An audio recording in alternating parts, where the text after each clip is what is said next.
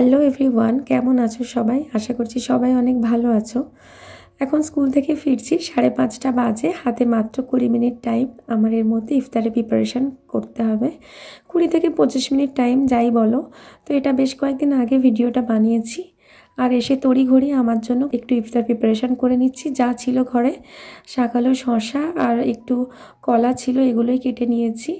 আর একটু কাঁচা ছোলা ছিল, আর ভাজা ছোলাও বানাবো, সেটা একটু পরে করবো। আর টক দইটাকে একটু বিট লবণ আর চিনি দিয়ে গুলিয়ে নিয়ে আর একটু জল দিয়ে এভাবেই নিচ্ছি, কারণ মিক্সিতে দিয়ে লস্যি বানানোর সময় একদম নেই। আর একটু ভারী কিছু কি বানাবো, তাই একটু ম্যাগি বানিয়ে নিচ্ছি। আসলে এত কম সময় থাকে, কি করব বুঝতে পারি না, তাড়াতাড়ি কিছু একটা বানিয়ে নেওয়ার চেষ্টা করি। তো আজকে একদম ভাজা ছোলা বানানোর সময় ওই মুহূর্তে ছিল না, আর আমার ইচ্ছেও করছিল না তখন। তো ওটা আমি ইফতার করে নামাজের পর বানিয়েছিলাম। তো এই একার জন্য ইফতার, আর কি বলবো, একার জন্য খুব বেশি কিছু জোগাড় করতে ইচ্ছে করে না। যাই হোক, খেতে তো হবে, তাই জন্য আমি এখানে এই সামান্য আয়োজন করে নিলাম আমার জন্য। তো একা একা ইফতার করতে কার ভালো লাগে বলো? আমার হাজব্যান্ড যেহেতু অফিসে ইফতার করে, আমাকে এখানে আসলে একাই করতে হয় ইফতার। আর বাড়িতে থাকলে সবাই একসাথে মিলেমিশে করি, সেটা বেশ ভালো লাগে। তো যাই হোক, তো এখন ইফতার করে নিচ্ছি।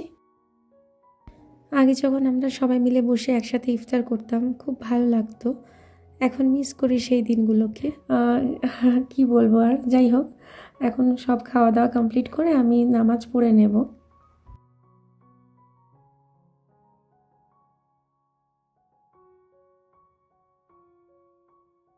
এরপর শখ করে বানিয়েছিলাম ম্যাগি, যেটা খাবো বলে, কিন্তু সত্যি বলতে খুব বেশি খেতে ইচ্ছে করলো না। অল্প একটু খেয়ে আমি আবার রেখে দিয়েছিলাম, হাজব্যান্ড বাড়ি এসে হয়তো খাবে, তো ওর জন্য রেখে দিয়েছিলাম। আমার খুব একটা ইচ্ছে করছিল না ওই জন্য। তো একটু রেস্ট নিয়ে চলে এলাম রাতে ডিনারে কি বানাবো তাই প্রিপারেশান করতে। ফ্রিজে একটু মাংস ছিল, একটু সলিড পিস ছিল, সেগুলো ভাবলাম এভাবে টিকিয়া করলে ডাল দিয়ে খেতে বেশ ভালো লাগবে। তাই জন্য একটু পেঁয়াজ কোচানো, কাঁচা লঙ্কা কোচানো দিয়ে আর মাংসটাকে একটু মিক্সিতে একটু ঘুরিয়ে নিয়েছি, যাতে একটু কিমার থেকে একটু বেশি মিহি হয়, তবে খুব বেশি মিহি করিনি।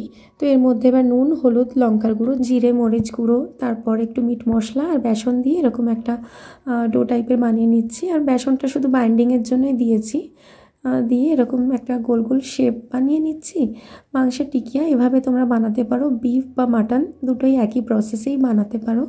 এটা খেতে কিন্তু দারুণ হয় এবং খুব কম সময় লাগে। তো স্কুল থেকে ফিরে এসে তো সারাদিন রোজা করার পরে এত কিছু রান্নাঘরে সময় দিতে আমার ইচ্ছে করে না, আর এই সময় দেখবে একটু টেস্টি খাবার আবার খেতে ইচ্ছে করে।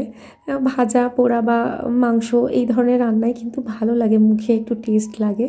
তো এখানে আমি ওটাকে 2 সাইড 7-8 মিনিট ধরে এক একটা সাইড ভেজে নেব, ঢাকা দিয়ে দিয়ে মোটামুটি 15 মিনিটের মধ্যে আমার কিন্তু মাংসের টিকিয়াটা হয়েই যাবে। তো ওটার সাথে এদিকে একটু ডাল বানিয়ে নিচ্ছি, একদম হালকা পাতলা ডিনার।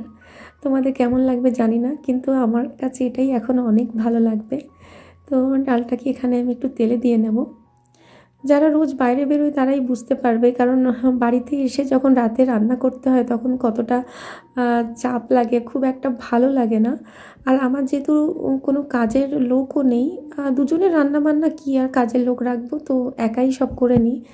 আর মাঝে মাঝে আমার হাজব্যান্ডও একটু হেল্প করে, কিন্তু এখন যেহেতু ও রাত্রিবেলা 8টার সময় ফেরে, আর রোজা করে আমি মানে ওকে কিছু বলতেও পারি না, ও টায়ার্ড থাকে, তার আগে আমার এগুলো হয়ে যায় করা। তো এখন সব কিছু কমপ্লিট করে তাড়াতাড়ি ডিনারটা করে নিচ্ছি, আবার যেহেতু ভোরবেলা উঠতে হবে।